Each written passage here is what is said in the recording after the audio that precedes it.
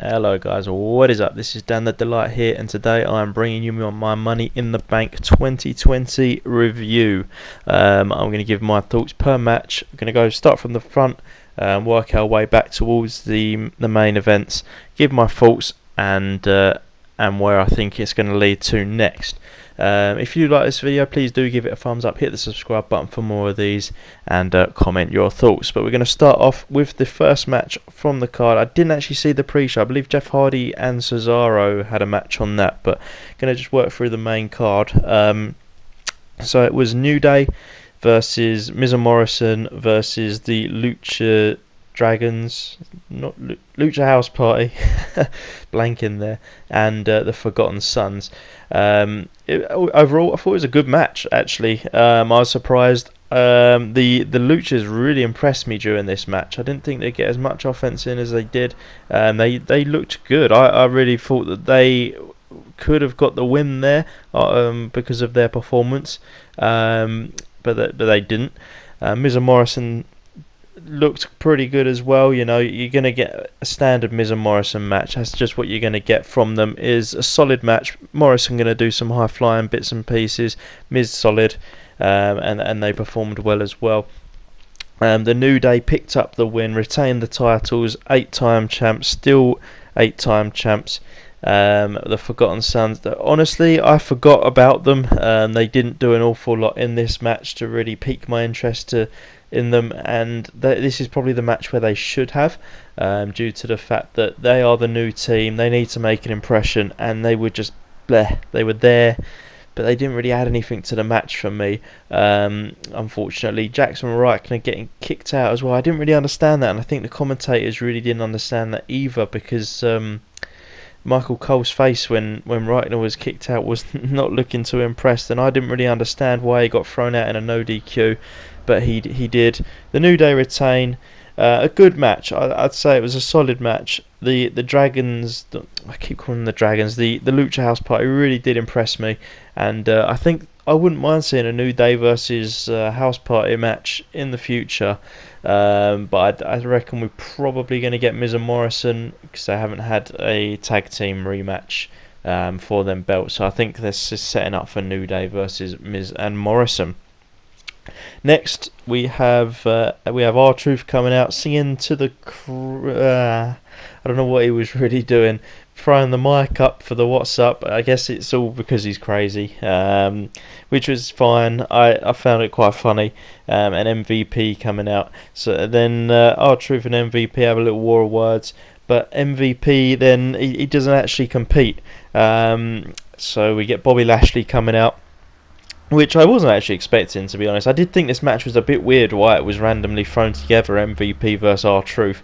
Bobby Lashley comes out. They're really getting behind Bobby Lashley. I wouldn't be surprised if Lashley is going to be an opponent for Drew very, very soon, or Seth, whoever won that match. But yeah, Lashley come out. He dominated. He made R-Truth look like a coward. R-Truth was backing off, and then Lashley just dominated him. A throwaway match, but it just adds to Lashley's dominance and makes him look a bit stronger. Next up, we had Bayley versus Tamina with Sasha in Bayley's corner. A really good match. I wasn't expecting this match to be that good. I think Tamina gets a lot of stick. She's never really been able to show what she can do, but in a match like this, she was good. I thought it was a lot better than what I expected. And to be honest with you, going into this match and during the match, I thought Tamina was going to win. I thought Sasha might have cost Bayley the title, and Tamina was going to pick up the win. I didn't think she was going to have a lengthy run with it or anything. Even Bayley might have got a rematch on SmackDown this week and got the win, but I thought they were going to give it to Tamina. I kind of wish that they did, but Bayley retains due to an assist from Sasha. Keep going with this storyline, which is fine. I think, to be honest with you, that you could keep this storyline going until there's fans, because this match does deserve a payoff with fans, or SummerSlam, if SummerSlam is going ahead, I suppose. But yeah, all round good match. Tamina sort of displayed a very good clothesline after she got soaked with the bottle of water, which I thought was really good. I liked that clothesline. Threw her against the ropes and it smashed her in the face. Brilliant stuff. But sadly not enough, and Bayley picks up the win. So we moved on to Braun Strowman versus Bray Wyatt. Now Bray Wyatt was not dressed up like the Fiend. It was not the Fiend that we were seeing here. It was Bray Wyatt, Blues Clues Bray, and this match wasn't as bad as I thought it was going to be. I didn't think these two would be able to work together that well, and it wasn't your stereotypical wrestling match. They didn't try and have a wrestling match. It was a bit of a brawl, and there was a lot of character work, especially from Bray. His character work is on another level, and Strowman was good as well here, putting on the black sheep mask. It was good, and it all played part of the story from when Braun was in the Wyatts, and I didn't mind this match at all. As I say, a lot better than what I expected. Strowman kicked out of Bray's finisher, the Sister Abigail. At one point, it did look like Bray was getting the win. I honestly did think that he would. Going into the match, I thought Strowman has to win this match. It will probably set up Strowman versus The Fiend, and The Fiend will pick up the win, I imagine. I'm not 100% sure on that, but all round, yeah, a good match, and I got no complaints from it. Strowman getting the win, good match, and we'll see where it goes from here.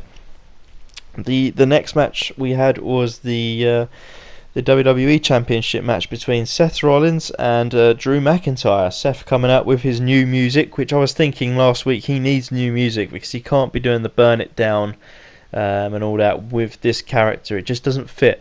He had new music. It's okay. It's what you would expect for the character, and to be honest with you, I thought it worked quite well. And out comes Drew, looking dominant as ever. This was the best match of the night in ring. Definitely a fantastic match.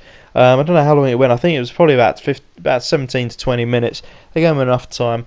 To be honest, going into the match, I didn't think long matches could be done without a crowd, but these did pique my interest for the entirety of the match. Again, I don't know. Long matches, it is hard to do in a no fan atmosphere, but they did the best that they could, and they kept the suspense going. At one point, I did think that Seth was going to win.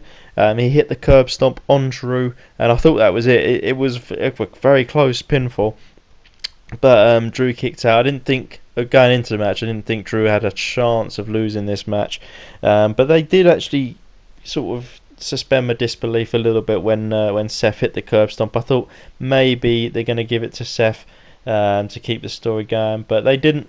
And then Drew comes back, hits a Claymore after taking a big beating for most of the match. They really did put a beating in on Drew. Seth Rollins did actually get a lot of offense in on Drew.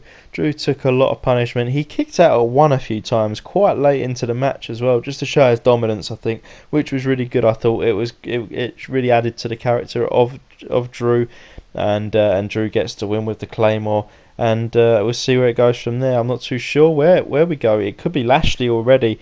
Seth, he lost clean, so he doesn't really have much arguments for another match. So we will see how it goes there. And then finally, we move on to the Money in the Bank contract matches at Titan Towers. Wow, what a wild match this was. So we started off with the women.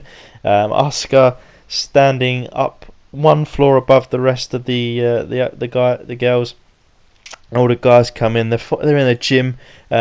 Ring ding ding, and then Asuka just jumps and leaps onto all the girls, which I thought was great. And then she runs off, hides into the elevator, and the other girls are laid out. The guys are then fighting through the gym, which was really good. I thought there was some good action spots. Ray jumping up, using the gym equipment as a weapon, which I thought was funny. And then AJ was laid out flat. Otis squashes him like a grape with weights, which held him down, and Ray walks off.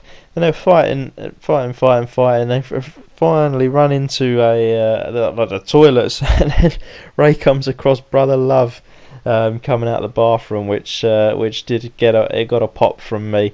But they carried on the action, and the guys and girls met each other in the lobby, in catering, where they see Paul Heyman with a load of food, and Otis is gyrating and doing all weird sorts of stuff, and then he throws a pie at Paul Heyman and screams food fight. Shayna has Ray in a coquina clutch, and and then he gets squashed by Otis and Nia. Nia puts Carmella through a table, which upset me greatly. I'm a massive Carmella fan. I know it's probably an unpopular choice, but yeah, I mean it's not a wrestling I'm a huge fan. But then the rest of them brawl. Dana runs on the water or on the slippery surface, smashes her head open on the floor, so that takes her out. So there's 4 women left, and the men carry on brawling. AJ and Brian brawl into Vince McMahon's office.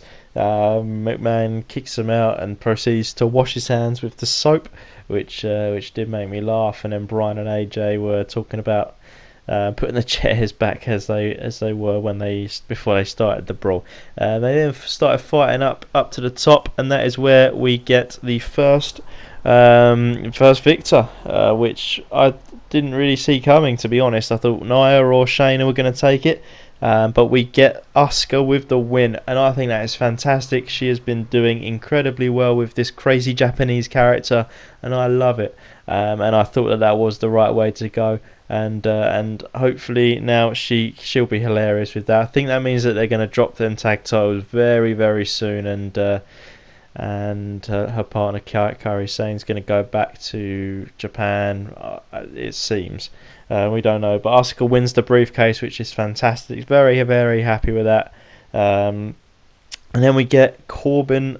All of the guys actually started battling it up top.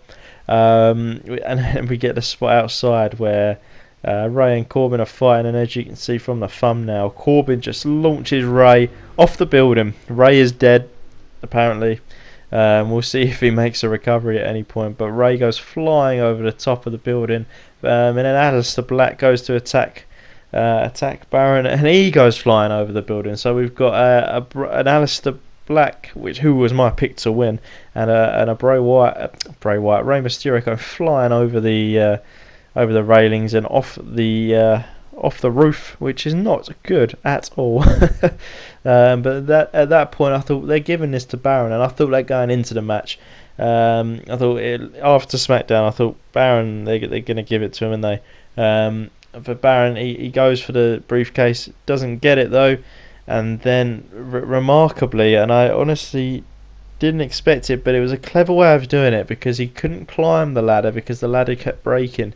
So they have AJ and is it Brian or Corbin? One of the two, fighting over the briefcase up the top, and then it drops out of their hands. And who is waiting to catch the briefcase at the bottom?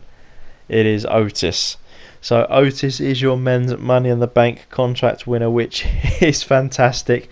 It's hilarious, and we'll see where it goes from there. Now, he did say that he was going to, if he won, he was going to challenge for the tag team belts with Tucky. So we'll see if he goes through with that. I don't know if he will. But all round, it was a fun match. If you haven't seen it, I do recommend going back and watching that. A lot of fun. And I'm really happy. Overall, I thought it was a really good pay-per-view. Give it a good 8 out of 10. Overall, I think it was a lot better than what I expected. Even the matches in the ring were good. The majority of them were good, and not much I can really complain about with this, to be honest. So I'm happy with how it went. As I say, if you do like this video, please do give it a thumbs up, hit that subscribe button for more of these sorts of reviews if you did like them, and leave some comments on your thoughts. Thank you for watching. Take care.